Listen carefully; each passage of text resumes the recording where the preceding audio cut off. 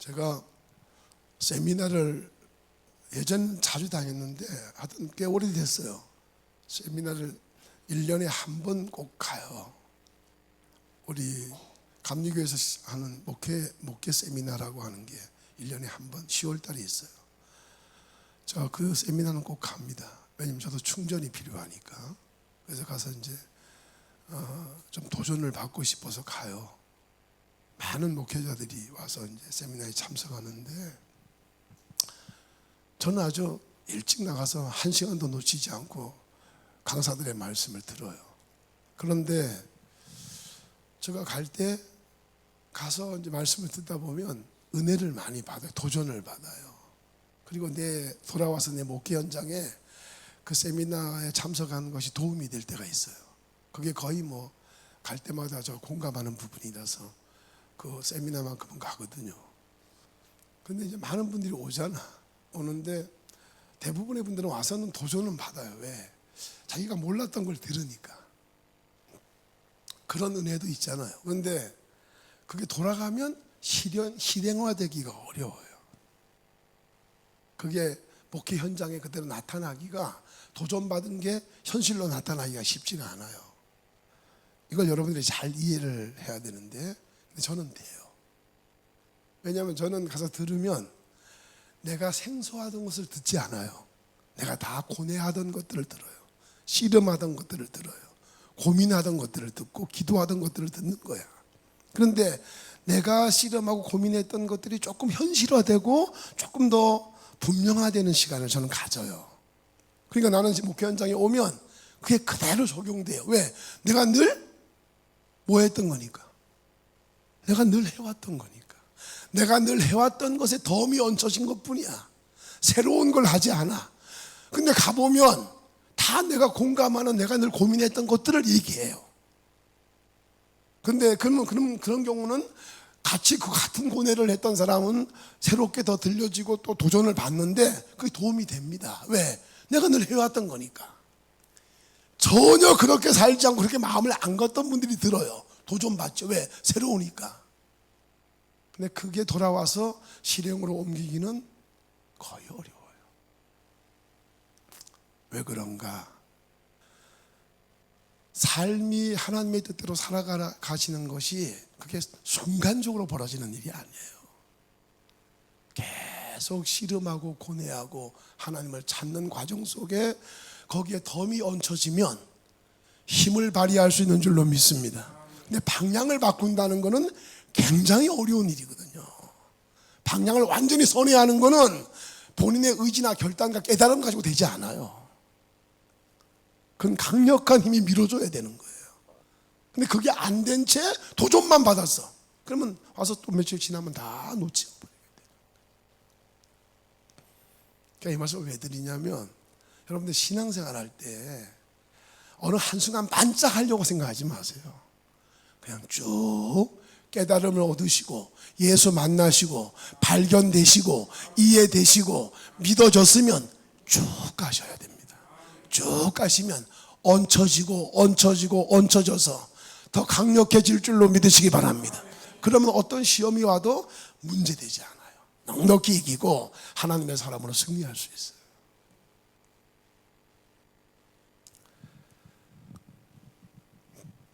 제가 새벽 시간에 여러분에게 그런 말씀 드렸어요. 이스라엘 믿음의 전성기는 언제냐? 기억나시죠? 누가 지도자였을 때? 여호수아가 지도자였을 때예요. 잊지 마세요. 여호수아가 지도자였을 때 이스라엘의 믿음은 전성기였어요. 그때는 하나님이 여호수아에게 말씀하세요. 말씀하신 걸 그대로 백성에게 얘기해요. 도달지 않아요. 그대로 순종해요. 근데 모세 때는요, 하여튼 말하면 불평이야. 원망이고 따지고 막 죽이려고 덤벼들고. 그래서 끝내는 광야 세대들이, 부모 세대들이 다 광야에서 다 죽은 거야. 믿음으로 반응했던 갈렙만, 여호수아만 살고 다 죽은 거야. 그리고는 광야 세대들, 자녀 세대들만 살아남아서 여호수아가 이끌고 가나안에 들어간 거거든요. 근데 그 엄청난 광야 40년 동안에 하나님 경험, 여러분 40년의 기간은 하나님 경험이에요. 하나님 경험이 계속 죽겠는 거예요. 만나 메추라기 뭐 마라에 쓴 물을 단물로 바꾸고 반석에서 물이 나오고 여러분 아말렉 군대를 이기고 여러분 이 모든 게 다 하나님의 역사예요. 그 역사를 온몸으로 겪었던 게 광야 시대거든. 그런데 그 광야 시대에 하나님이 그렇게 만나고 싶었던 믿음을 못 만나겠는 거야 이게. 한 번도 뭐 하나님 만났으면 가면 그냥 뭐 이렇게 하면 믿음으로 어려움이 왔어. 여러분 어려움은 삶 속에 계속 이어지잖아요. 그럼 어려우면 아이고 이전에 하나님이 함께 하셨는데 이건 뭐 아무것도 아니 하나님이 동행하시는데 문제될 거 없어 라고 믿음으로 반응하면 주님이 기뻐서 은혜를 베푸실 줄로 믿으시기 바랍니다.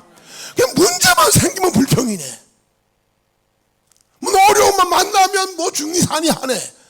계속 그 모양이니까 주님이 참다 근데는 광야에서 다 믿음 없는 세대들 정리하고 그리고 오로지 하나님 말씀만 떨어지면 무조건 순종하는 광야 세대들 끌고 하나님이 가나안에 들어가게 한 거예요. 그러니 그들의 믿음이 너무 좋은 거야. 그래서 하나님이 여호수아에게만 들려주고 여호수아가 말씀만 전하면 아멘이야. 무조건 순종이야. 그래서 모든 전쟁을 이겨요. 그들을 막을 게 없어요. 여리고성을 하루에 한 바퀴 마지막 7바퀴 돌고 외치라 그러잖아. 무조건 순종이야. 여러분 그건 누가 그거 왜 돌게 해? 따질 거 아니야. 상식적으로 이해를 하면 이건 뭐야 뭐 하는 짓이야 이게 뭐 이게 의미도 없는 짓을. 그런 거 없어요. 무조건 순종이야. 그럼 무너져. 여러분 일은 우리가 합니까? 하나님이 하십니까? 일은 하나님이에요. 명심하세요. 여러분 교회 일은요 세상 여러분 개인 삶도 마찬가지야. 모든 주권은 하나님에게 있는 줄로 믿으시기 바랍니다. 하나님을 죽은 분으로 믿으니 무슨 능력이 벌어집니까? 살아서 나오시고 함께하시고 호흡하시고 내 기도 들으시고 일하시는 줄로 믿으시기 바랍니다. 그분이 일하시면 다 돼요. 여러분 그걸 경험해야 돼. 누려야 돼. 믿음으로 살면 누리게 해주는 줄로 믿습니다. 누리게 해줘요. 절정기였어요 여호수아 때가. 근데 하나님이 뭘 염려했냐? 잘 되는 때가 문제라는 것을 주님이 염려한 거예요. 하나님이 계속 역사에서 승리 계속하고 잘 나갈 때 그때 다 망가진다는 걸 주님은 너무나 잘 알거든. 너무 잘 아니까 경고를 한 거야. 야, 너희들 여리고 무너지며 들어가면 그 안에 있는 걸 일체 개인으로 가져서는 안 된다. 원래 싸워서 이기면 전리품들 막 갖는 거거든요. 옛날에는 자기들이 다 챙겨 여러분 전리품 가지려고 전쟁에서 이기려고 하는 거예요. 근데 그걸 다 갖지 못하게 한 거야. 제단에 다 바쳐라. 하나님께 바쳐. 일체 가지면 안 된다 라고 경고한 거예요. 근데 그 경고에 누가 걸려들었냐? 아간이 걸려든 거야. 아간이 걸려들어서 훔쳐서 숨겨놨잖아. 하나님은 아시지. 야, 도둑놈이 있다. 근데 이게 숨겨놨는데 그 다음에 아이성과의 전투에서 아이성은 그 조그마한 성이에요. 얼마든지 이길 수 있는 성인데 진 거야 여호수아가. 하나님 앞에 이게 왜 이런 일이 벌어집니까? 하나님은 네 속에 내 말을 어긴 도둑놈이 있다. 찾아내라. 아간 찾아내서 집안 다 몰살 시켰잖아요. 여러분 제가 말씀드렸지만 그 몰살 시킬 일이 아니야. 우리가 말씀을 볼 때 이성을 작동해야 돼. 이성. 말씀을 들을 땐 머리를 작동해야 된단 말이에요. 가슴만 쓰지 말고. 그건 죽일 일이 아니거든. 근데 다 죽여버렸어요. 이유는 뭐냐? 모두가 보는 자리에서 모두에게 경고하신 거예요. 모두에게. 왜?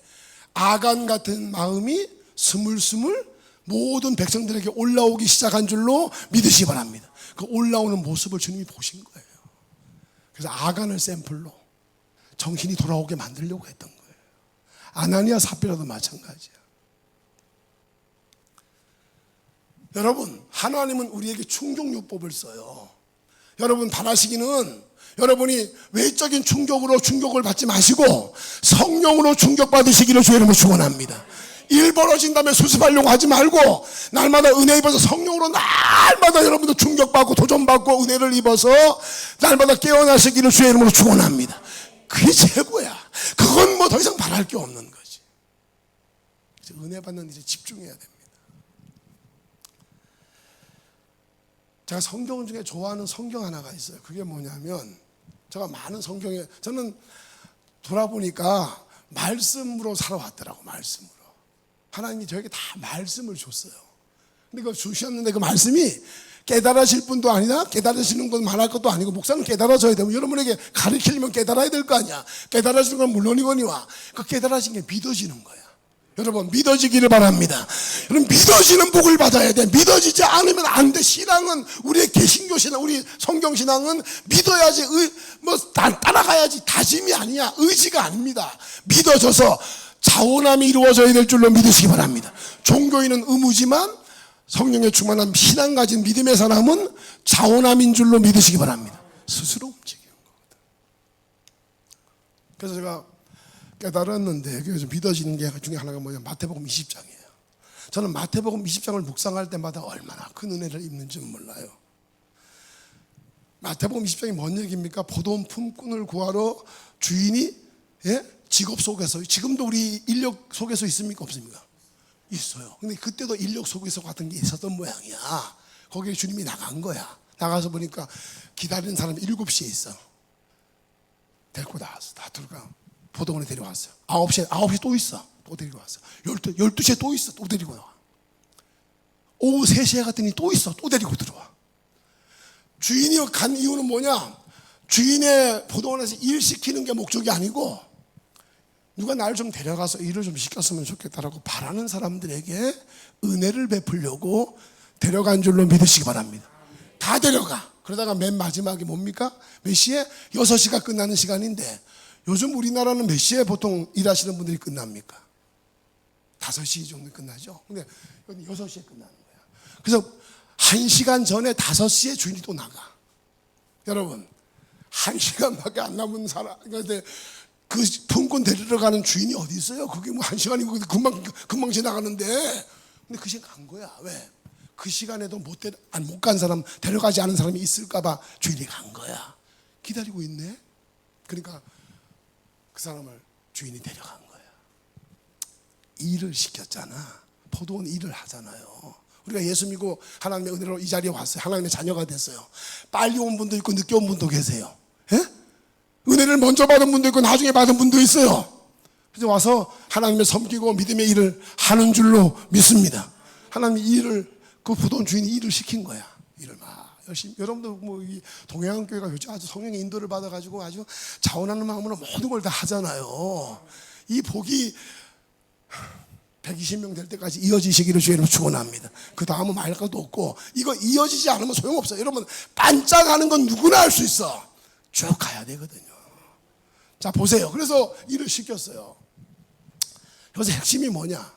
일을 다 시켜놓고 그 부를 때마다 주인이 약속을 했어. 임금을 약속해야 되잖아. 하루 품삯을. 한 데나리온. 한 데나리온은 그 당시에 장정 한 사람이 일해서 받는 그 노임이에요. 한 데나리온을 약속한 거야. 다 약속했어요. 그래서 처음에 그걸 불러줄 때만 해도 한 데나리온 너무 감사하고 불러주신 것만 해도, 사실 그때 처음 부를 때는요, 거기 나와서 불러진 사람들은 불러주신 것만 해도 너무 감사하다라고 하는 마음이었어. 여러분 우리가 은혜 받고 예수 믿고 처음 주님 앞에 엎드릴 때, 찾을 때 그 날 구원해 주신 은혜만 가지고도 감사가 넘친 줄로 믿으시기 바랍니다. 특히 출발은 그랬다. 여러분 제가 출발 얘기했잖아. 출발할 때는 다 은혜 받고 출발할 때는 다 1등할 모습이라니까. 그 은혜에 대한 감사의 마음으로 그냥 내가 죽어도 하나님 영광을 위해 살리라 막 이렇게 하면서 출발하는 거잖아요. 다 품꾼이 다 일을 했잖아. 근데 일을 쭉 이어지는데 맨 나중에 1시간 남겨놓고 품꾼을 불러왔잖아요. 다 불러온 다음에 이제 주인이 끝났어요. 일이 끝났어요. 우리도 이제 끝날 날이 와요. 저와 여러분들 믿음의 길을 막 달려가다가 천년만년 가지 않아요. 우리 교회도 연세 드신 분이 많아요. 우리 여기 보니까 우리 교회보다 훨씬 젊어요. 훨씬 젊은데 우리 저 장로님들 청년이에요. 연세는 청년이 아니지만 청년 같은 모습으로 산단 말이야. 우리 교회는 80, 90 가까이 되신 분도 막 이제 계시고 그래요. 그러면 그분들이 이렇게 있으면 제가 말씀 좀 얘기해요. 여러분, 안목의 권사님, 제가 이름을 불러요. 안목의 권사님, 연세가 지금 80 되셨죠? 앞으로 시간이 늦을 것 같아요? 빨리 갈 것 같아요? 그거 대답 못 하시는 연세 드신 분은 없어요. 앞으로 시간이 더 빨리 가죠. 그러면 살아오신 시간이 살아갈 날보다 더 많았죠? 살아갈 날이 짧죠? 동의하십니까? 동의한다는 거예요. 근데 그 날이 또 빨라. 짧은데 또 빨라. 그럼 하면 10년, 하면 20년이야. 그럼 곧 주님 만나는 거거든. 때와 시는 모르지만 만난다는 거야. 중요한 건 이 땅이 천년만년 유지되지 않는다는 거야. 부르시는 날이 있는 줄로 믿으시기 바랍니다. 저는 늘 그날을 기다려요. 저는요, 천국을 늘 소망하는 목사예요. 그러니까 세상에 미련이 별로 없어요. 여러분, 종말 신앙을 가지셔야 돼. 신앙인은요, 이 땅에 인생을 걸면 안 돼요. 우리가 이 땅만 바라볼 것 같으면 예수 왜 믿어? 저는 예수 안 믿습니다. 그러면서 아유, 저도 놀기 좋아하는 사람인데, 박 권사님 얼마나 놀 게 많은데, 근데 예수 믿는 이유가 뭐예요? 예수 잘 믿다가 하늘나라 가서 주 앞에 가요. 영원한 천국에 들어가요. 그 소망 없으면 이 길을 왜 가? 이 힘든 길을 왜 가? 비유 맞히는 길을 왜 가냔 말이에요. 도대체가 믿음 없는 만나면 다 뭐 난리법석으로 사는데, 근데 저는 하늘나라 가자고 믿어지거든요. 그냥 언제 주님 부르면 하늘나라 가야지. 제가 우리 아내하고도 그런 얘기를 많이 합니다. 아유, 주님 모실 때가 된 것 같은데, 아유, 나도 이제 그냥 빨리 가야지. 자, 그런데 그날을 기다리잖아. 기다리고 살잖아. 그리고 은혜로 막 하나님 소망하며 살아요. 근데 그 종말 신앙이 왜 중요하냐면, 주님이 나를 부르실 날이 온다라는 사실을 알잖아. 그걸 알고 살면 현실을 막 살까요? 잘 살까요? 현실을 막 못 살아요. 내 멋대로 못 살아요. 욕심대로 못 살아요. 현실을 살아가다 삐끗하잖아요. 빨리빨리 회개가 되고요. 그 나라를 바라보고 소망하는 사람은 내 잘못을 두리뭉실 넘기지도 않아요. 주님 앞에 빨리 손들고 은혜를 구하고 살려달라고 아우성치고 주의 긍휼을 구하고 또 하나님의 은혜를 받아요. 더 놀랍죠. 또 하나님 앞에 열심히 달려가요. 또 넘어질 때가 있어요. 또 은혜를 구하고. 왜? 그 나라의 소망이 있으니까. 종말의 신앙이 없으면 이 세상에 안주하게 됩니다. 여러분 명심하셔야 됩니다. 하나님께 기도하셔서 늘 하늘나라 소망 가지고 주어진 여러분의 삶을 성실하게 잘 살아갈 수 있기를 주의 이름으로 축원합니다. 반드시 그 복 받아야 돼요. 전 그래서 이제 이 품꾼이 다 끝나고 나서 주인이 이제 그 품삯을 주잖아요. 근데 먼저 부른 사람부터 줬을까요? 여러분도 아시는 말씀이니까. 나중에 맨 끝에 온 사람부터 줬을까요? 그러니까 모든 긴가민가 한 게 이제 답을 맞추기 어려운 거거든. 예? 삶이 그래. 삶의 많은 부분이 긴가민가야. 예. 명확하지를 않아. 선명하지를 않아. 근데 여러분 오늘 선명해지시기 바랍니다. 맨 나중 온 사람부터 줬어요. 포도원 주인이 맨 나중 온 사람부터 두 데나리온 줬을까? 한 데나리온 줬을까? 한 데나리온 약속했잖아. 한 데나리온 줬어요. 그러니까 그 모습을 뒤에서 봤을 거 아니야. 줄 쓴 사람들이. 근데 그 뒤에 쓴 사람들은 늦게 온 사람들이 빨리 온 사람들이야. 이 사람보다 다 빨리 온 사람들이야. 예? 다 많이 일한 사람들이란 말이야. 교회로 얘기하면은 봉사 훨씬 많이 했고 헌신 훨씬 많이 했고 일 열심히 했던 사람들이야. 오랫동안 그 애들이 뒤에 다 서 있는 거야. 그리고 예수 믿은 지 얼마 안 된 사람이 그 한 대는 받은 거야. 끝에서 가만히 보니까 그 받기 전까지는 주인이 나를 불러줘서 내가 이렇게 일을 할 수 있게 되고 하나님 주인 섬기고 맡겨진 일 잘 감당해서 감사하다. 누구 은혜? 나를 불러주신 주인의 은혜구나. 그렇게 여기 또 마음이 조금 있었단 말이야. 근데 한 데나리온을 그 사람이 딱 받는 순간부터 은혜는 사라지고 머릿속에 뭐가 돌아가기 시작하냐? 계산이 돌아가기 시작하네. 막 계산이. 한 시간밖에 일을 안 했는데 한 데나리온을 받아?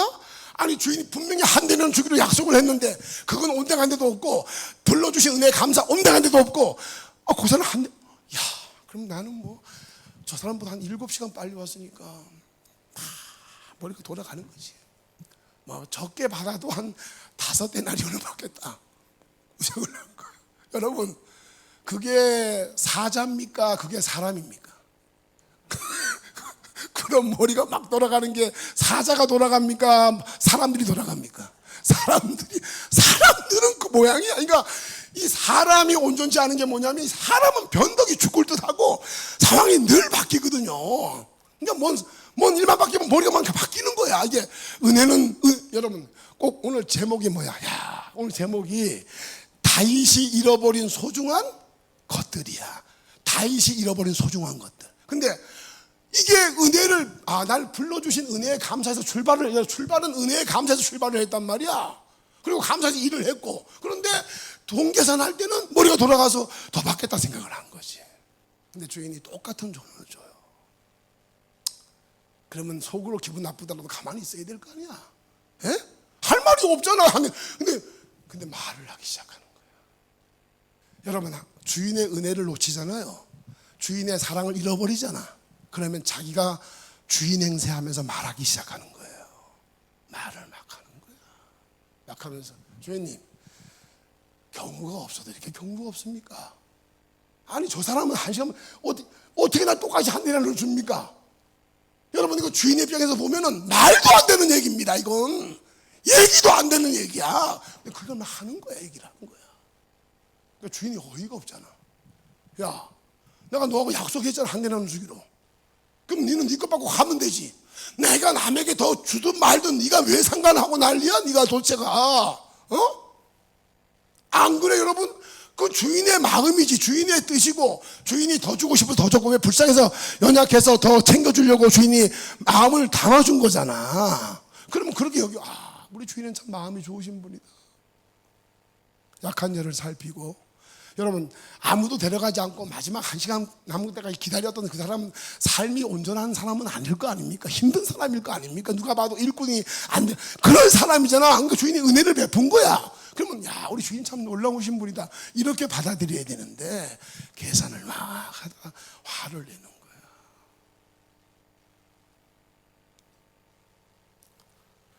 잃어버린 거야. 불러주신 은혜, 건져주신 은혜, 일하게 해주신 은혜를 잊어버리고 계산만 남고 자기 공적만 남아있는 거예요. 오늘 예수 믿고 신앙생활 한다는 분들 중에 처음에 은혜, 나 같은 죄인 살리신 주 은혜 놀라워 감격으로 출발했다가 이렇게 몇십 년이 흘러가면서 그 은혜는 강글이 사라지고, 나는 이렇게 일했어, 나는 이런 사람이야, 나는 이 정도까지 했어, 몇 년 동안 다 주님 섬겼어. 공적만 남아서 그걸로 대접받으려고 덤볐던 일들이 오늘 교회 안에 부지기 있습니다. 저는 성경을 대할 때마다 뭘 느끼냐면요, 아니 2000년 전의 말씀이잖아. 근데 오늘 우리들의 삶과 조금도 틀리지를 않아요. 조금도. 왜 조금도 안 틀릴까? 그때 사람이나 지금 사람이나 속성은 똑같아. 사람의 속성은 똑같아. 죄성 그대로고, 사탄은 역사하고, 보이는 물질에 견물생심이고 욕심 생기고 똑같아. 이 사람의 구조가 똑같으니까 시대가 아무리 바뀌어도 그들의 모습은, 사람들 사는 모습은 다를 게 없어. 그러니까 성경은 진리인 줄로 믿으시기 바랍니다. 세월이 아무리 흘러가도 성경은 진리야. 왜? 다 우리들을 정확하게 얘기를 하는 거예요. 그래서 성령 충만해서 예수로 충만해지지 못하면 신앙생활은 끝나는 겁니다. 자기가 드러나고 자기 생각이 주장하는 순간 우리는 이미 신앙인이 아닙니다. 주님 것이 아닙니다. 하나님 경외 없습니다. 자기를 경외하는 마음이 하나님 경외를 집어삼켜버립니다. 그러면 위선자가 되고 종교인이 되어버리고 마는 거예요. 마태복음 20장의 이 이야기는요, 여러분이 평생 마음에 간직하고 사셔야 됩니다.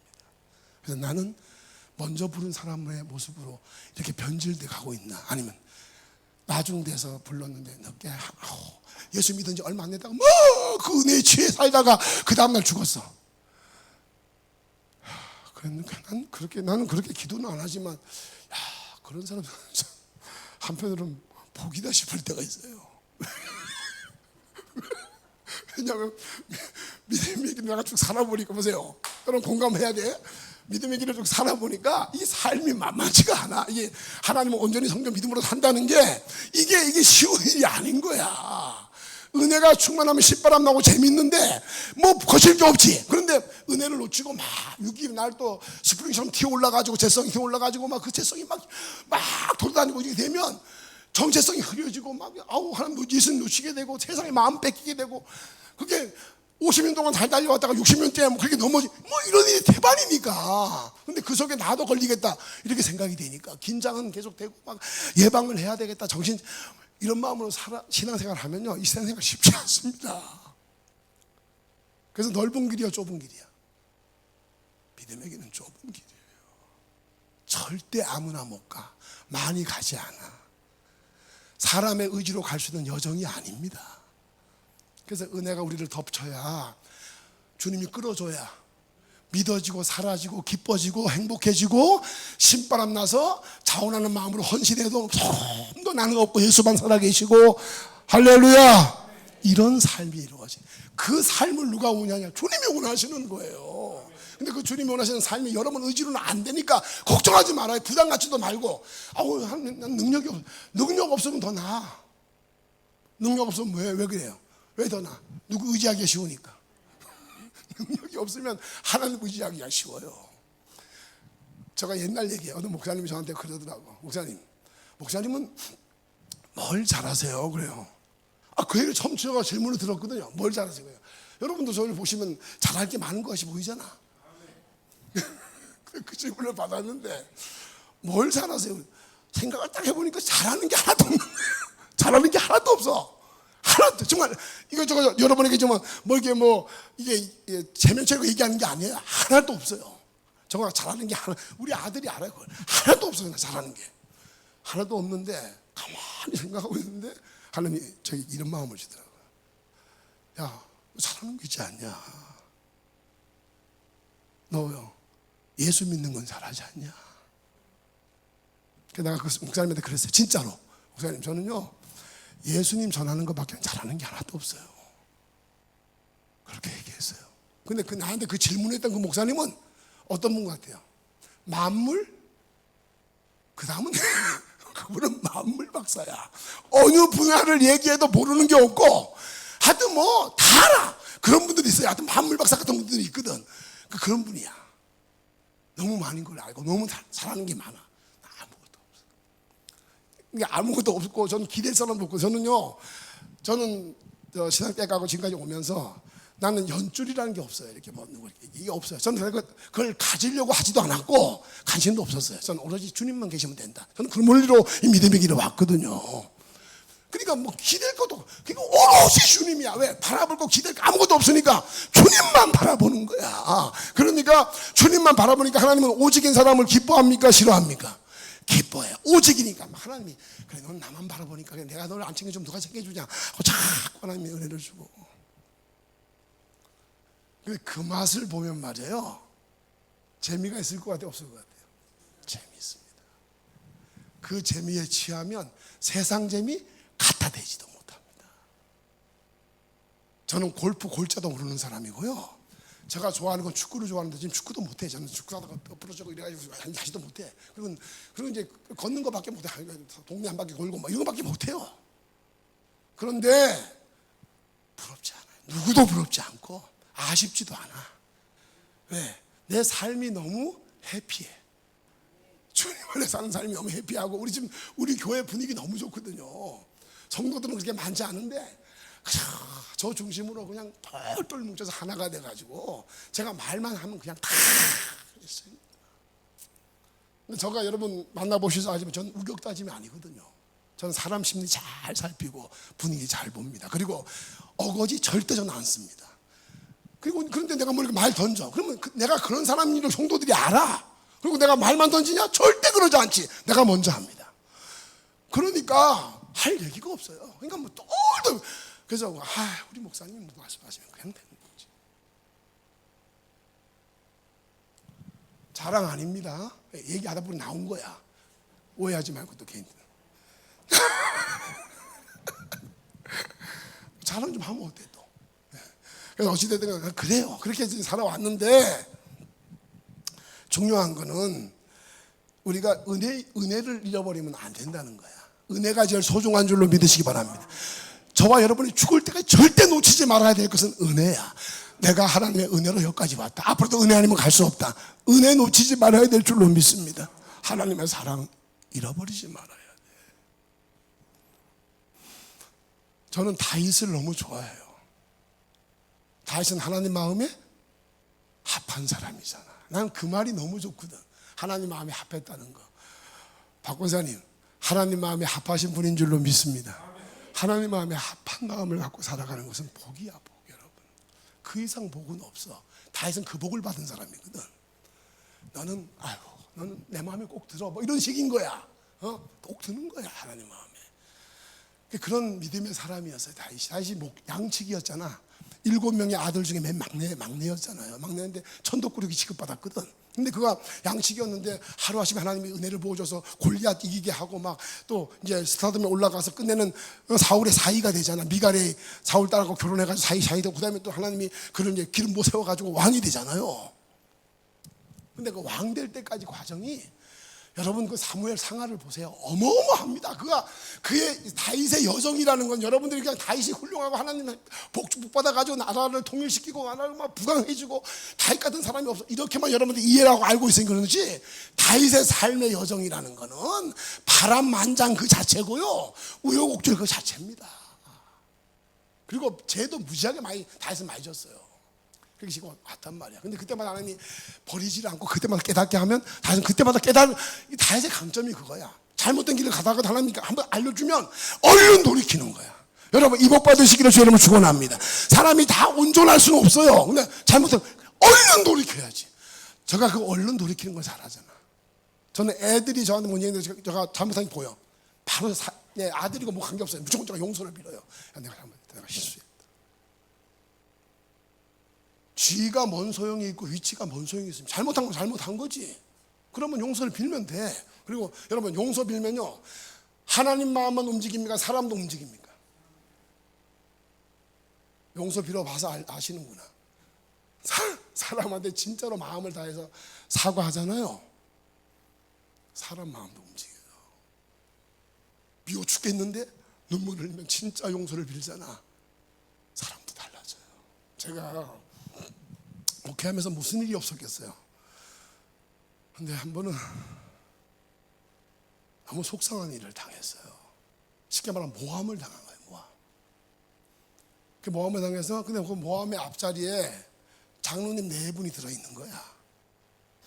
그래서 내가 너무 속상해서, 목사는 뭔 모함을 당해도 얘기를 못해요. 왜냐하면 얘기하면 뭐 다고 변명같이 여기고 사람 상대하고 해결책이 없거든. 그래서 주님 앞에 가서 울고 하나님 앞에 엎드린 거지. 하나님은 아시니까. 그렇게 기도하는데 하나님이 그 4분을 깨닫게 한 것 같아요. 깨닫게 해서 밤에 저희 집을 찾아왔어요. 들어오세요. 그분도 박씨인데 들어와서 두 분 앉았어요. 두 분이 무릎을 꿇더라고요. 한테 무릎을 꿇고, 목사님 죄송합니다. 잘못했습니다. 다른 얘기 일치 안 하고 잘못했습니다. 두 4분이 그래요. 근데 눈물을 흘리면서 그 얘기를 해요. 전 정말 그 잘못한 걸 따져보면요, 그 눈물 한 번 흘린다고 용서 못해요. 근데 눈물 흘리고 막 용서를 빌어요. 그러니까 제가 그렇게 듣는데 성령이 제 마음에 감동을 주는 거예요. 그래서 제가 장로님 4분을 이렇게 중간에 들어가서 이렇게 2분 다리 끌어안았어요. 끌어안고, 장로님, 사람이니까 그럴 수 있어요. 괜찮아요. 저도 하나님 앞에 늘 죄지고 사는데 뭐 회개하고 다시는 그러지 않으면 돼. 그렇게 제가 안고 얘기하고 기도해 줬어요. 그럴 때는 제가 경험만 배우니까 하나님이 하늘문을 여시고 그런 자리에는 은혜를 쏟아 부어주는 줄로 믿습니다. 은혜를 막 쏟아, 그걸 쟤도 느끼고 사람도 다 느끼지. 막 사탄은 다 떠나가. 사람도 진정한 회개 앞에서 무너져요. 근데 하나님 앞에 우리가 회개하면 하나님이 용서 안 해줄 게 뭐가 있겠어. 다 받아주지. 그러니까 여러분, 신앙생활 할 때 부담 갖지 말아요. 너무 힘들어하지 말고, 그래서 하나님 앞에 정직하게 정한 마음으로 엎드려서 주님께 은혜를 구하면 돼요. 다윗을 내가 왜 좋아하냐? 이런 것 때문에 좋아해요. 다윗은 잘못한, 여러분 성경 제대로 보시면 다윗 잘못한 게 엄청나게 많아요. 많은데 그때마다 하나님이 깨닫게 해주면 돌이켜요. 금방 돌이켜서 회개하고 방향 바꾸고 그렇게 해요. 그렇게 하다가 이제 동일 왕국의 왕이 됐잖아. 다윗 때 여러분, 제가 아주 여러분이 잊지 말라고 내가 알려줄게. 여러분, 다윗이 왕이었을 시대에 제국들이 있어. 제국들이, 예? 큰 제국들이 있었어요. 그 제국들이 제국을 만들 때 가지고 있는 병력이 얼마냐? 추론적으로 얘기하면 병력이 80만 정도 돼요. 80만. 제국을 이루는데 필요한 병력 80만. 그럼 다윗 때 다윗의 병력은 얼마였냐? 130만이었어요. 130. 예? 다윗이 가지고 있던 병력이 130만이야. 다윗이 그 병력이 그렇게 많아지고 강력해지니까 다윗이 교만이 생겨가지고 뭔 조사하겠어요? 인구 조사한 거야. 그 인구 조사라는 것은 사람 숫자 센 게 아닙니다. 자기 병력이 어느 정도인지를 확인해 보고 싶었던 거예요. 그걸 누가 기뻐하지 않았어? 하나님이 다 해줬는데 이게 또 서서히 계속 스물스물 올라와가지고 또 지자랑하려고 덤벼드니까 하나님이 그래서 그거 혼낸 거 아니에요. 그러니까 어마어마한 은혜를 다윗이 받았단 말이야. 그래서 전쟁하는 것마다 다 이기고. 그래서 이제 요압이 군대 끌고 전쟁 나갔는데 그 사이에 이제 다윗은 혼자 궁궐에 있으니까 아내들 여러 명이고 아내도 궁녀들이 얼마나 많았겠어요. 근데 다윗의 약점이 뭐였냐면, 사람은 다 약점이 있잖아. 편력이 있어요. 성적 편력이 있어요. 사람은 그런 약점들이 있거든. 약점들이. 그러면 약점들이 있다는 걸 본인이 빨리 인지하고 경계해야 됩니까? 안 해야 됩니까? 경계해야지. 그러니까 이런 것들을 신경 써야 되거든. 근데 이게 다윗이 그런 약점이 있어요. 이게 여성 편력에 대한 약점이 있는 거야. 근데 아내가 집안에 4명이나 있고, 그건 뭐 여성 편력할 이유가 없잖아. 근데 이제 왕이 돼서 이제 저 군대 전쟁터에 나가고 자기는 이제 옥상에 올라가가지고 이제 두리번 이제 시간 여유가 모든 게 평안이니까. 그러니까 평안이 문제예요. 평안. 그러니까 보다가 보니까 웬 여자가 저 밑에 집에서 목욕을 하고 있네. 갑자기 음욕이 올라오는 거예요. 예? 그게 올라오니까 자기가 이제 병사를 보내가지고 야, 저 여자 누군지 알아봐라. 알아봤더니 해쪽 속에 자기의 정말로 충신 중에 충신인 우리아라는 사람이 아는 거야. 바세바 아는 거야. 가서 알려줘. 이모님, 그 우리아의 아내 바세바입니다. 여러분, 그러면 음욕이 올라왔다가도 자기가 여자 아내가 없는 게 아니잖아. 그러면 올라다가 그걸 하나님 죄송합니다. 하나님 제가 갑자기 이렇게 악한 마음이 올라와서 죄송합니다.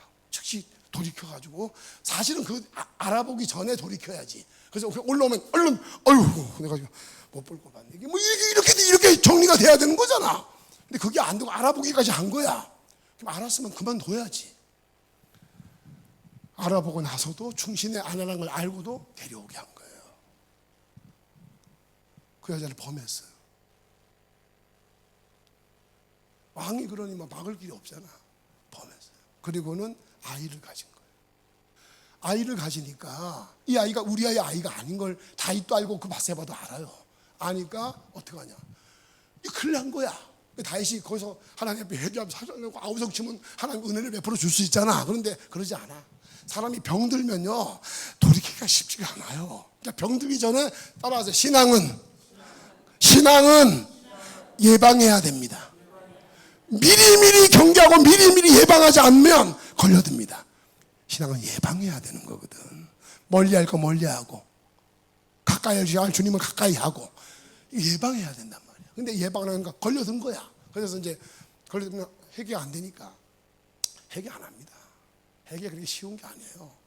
그래서 이렇게 이제 데려오라. 그러니까 이거 큰일 났다. 그래서 전쟁터에 나가 있는 우리아를 불러들여서 초기니까 얼른 우리아를 자기 집에 보내서 같이 아내하고 이제 잠을 자면 그 아이가 우리아의 아이하고 얘기할 수 있잖아. 지금같이 검사, DNA 검사를 합니까? 뭐 합니까? 그러니까 그렇게 할 수 있다. 그 머리를 쓴 거야, 이 다윗이. 그러니까 악한 사탄이 역사를 하잖아요. 악한 쪽으로 머리가 팽팽 돌아갑니다. 사탄은 역사를 하면 악한 쪽으로 계속 머리가 돌려지게 하거든요. 그렇게 한 거예요. 그러니까 우리하고 왔어요. 와서 왕 만나고, 야, 집에 와서 좀 편하게 좀 쉬어. 고생했다. 근데 우리아가 충실이니까 임금님, 아유 우리 병사들은 전에 싸우고 있는데 내가 어떻게 집에 가서 잠을 잡니까? 못 갑니다. 그리고는 그 궁궐에서 그냥 하루 번 잔 거야. 집에 안 간 거야. 그러니까 왕이 이놈 괘씸해. 그래서 이제 자주 보내면서 편지를 보내요. 우리아 손에 요압 장군한테 보낸 편지예요. 야, 이거 요압 장군 갖다 줘라. 그 내용이 뭐냐? 이놈 가면 전쟁 치를 때 최전방에 보내라. 최전방에 보내가지고 그놈 들어간 다음에 니네는 빠져라. 여러분, 들어가서 나머지 빠져버리면 그건 고립무원이잖아. 그건 죽는 거거든요. 그렇게 하라고 편지를 보낸 거야. 근데 요압이란 장군이 왕이 시켰으니 그걸 거절합니까? 시킨 거예요. 그래서 우리아가 들어가서 빠져버려서 우리아가 죽은 거예요. 살인 교사를 다윗이 한 거예요. 그리고 나서는 시간이 조금 빨리 끊어야겠다. 그리고 나서는 다윗이 하나님이 이제 한 1년 가까이 지나서 이제 그러니까 하나님이 기다리다 해결가 안 되니까 나단이라는 예언자를 보내서 죄를 지적해요. 네가 죽일 놈이다 라고 알려줘요.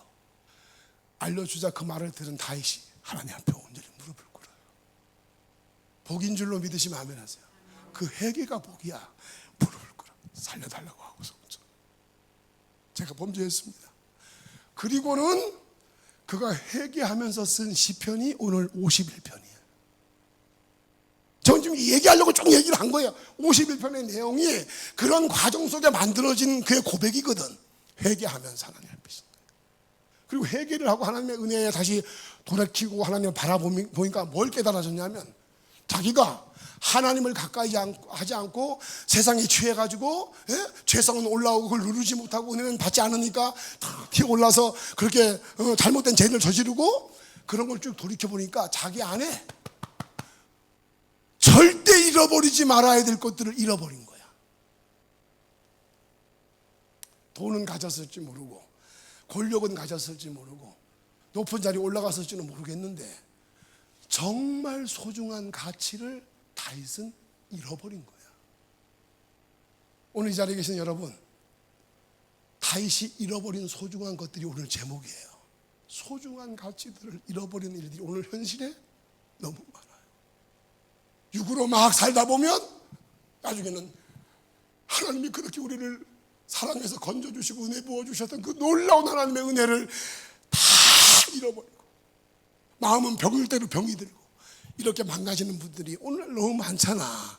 다윗이 그 케이스고 그렇게 이제 잃어버린 것들이 있어요. 다윗이 그 잃어버린 것들이 너무 마음이 아파서 이 회개하는 기도를 하면서 오늘 10절부터 12절까지 내가 잃어버린 것들을 주여 다시 찾게 해주십시오.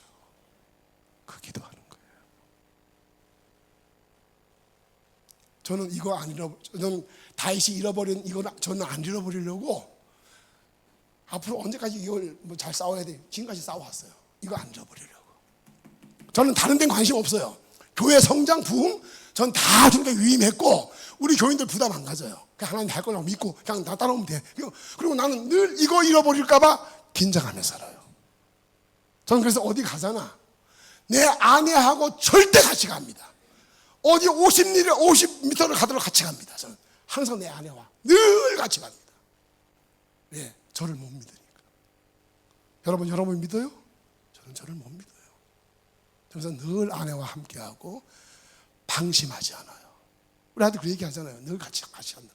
늘 같이. 지금도 늘 아내와 오늘도 여기 같이 왔어야 돼요. 근데 우리 아내가 손주도 돌봐야 되고 그리고 이제 아들 목회하는 것에 엄마까지 가는 건 조금 부담일 수 있어요. 그래서 나한테 들어보니까 그 말도 일리가 있어. 그래서 내가 아들 집에 가는 거니까 있으라고.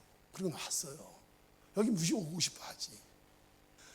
근데 왜 그러냐면 저는 저를 못 믿어. 잃어버릴까봐. 제 소중한 것을 잃어버릴까봐.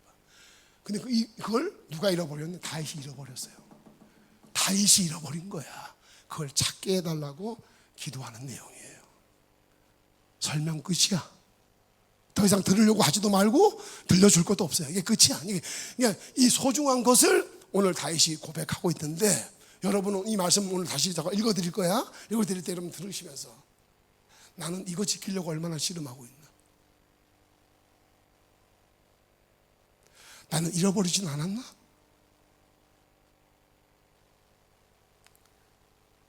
고난과 평안, 시간 속에서 다 이 소중한 것들을 잃어버려요. 목사님들도 잃어버리고. 다 잃어버려요.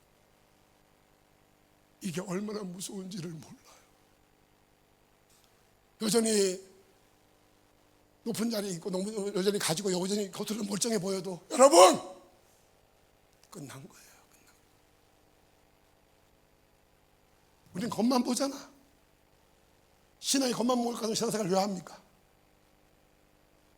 주님은 중심을 본다는 걸 명심하세요. 자, 이걸 읽어드리고 마칩니다. 51편 10절 보세요. 오늘 읽었던 말씀이에요. 뭘 잃어버렸는지를 잘 보세요. 그가 얼마나 이걸 찾으려고 안타까워하는지를 보세요. 하나님이여, 기도하면서 쓴 거예요. 하나님이여, 내 속에 정한 마음을 창조하시고 깨끗한 마음을 주세요. 깨끗한 마음을 주세요. 오염되고 망가진 내 영혼 속에 깨끗함을 주세요. 내 안에 정직한 영을 새롭게 하소서. 거짓에 빠지지 말고 하나님 앞에 늘 정직하게 내 자신을 인정하고 살아가게 해달라고. 정직한 영을 새롭게 하소서. 나를 주 앞에서 쫓아내지 마십니다. 여러분, 죄를 지면 하나님은 떠나요. 성령은 함께할 수가 없어 떠납니다. 역사하지 않습니다. 성령님이 나와 함께하지 않고 나를 떠나는 것이 얼마나 무서운지를 다윗은 회개하면서 깨달은 거예요. 그래서 나를 주 앞에서 쫓아내지 마시며, 그 다음 여러분이 읽으세요. 주의 성령을 내게서 거두지 마소서.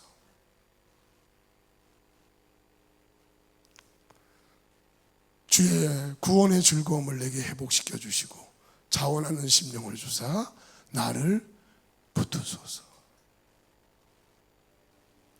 여러분, 이 세 가지 절을 여러분 오늘 하루 지내시면서 언제든 괜찮아요. 한번 들은 말씀도 있고 하니까 뭐 이렇게 여러분 뭐 핸드폰으로도 얼마든지 볼 수 있으니까 이 말씀을 이렇게 묵상해 보세요.